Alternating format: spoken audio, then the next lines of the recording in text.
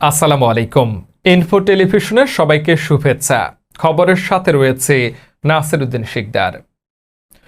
বাংলাদেশের দিনাজপুরের বিরল সীমান্ত থেকে ধরে নিয়ে যাওয়া দুই বাংলাদেশিকে ফেরত দিয়েছে ভারতীয় সীমান্তরক্ষী বাহিনী বিএসএফ।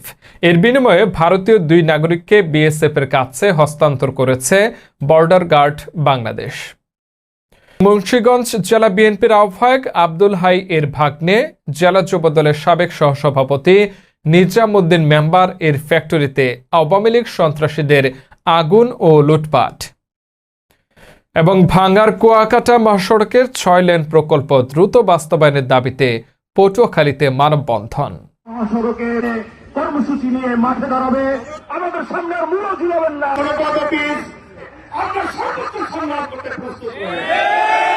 এতক্ষণ ইনফো টেলিভিশনের সাথে থাকার জন্য ধন্যবাদ।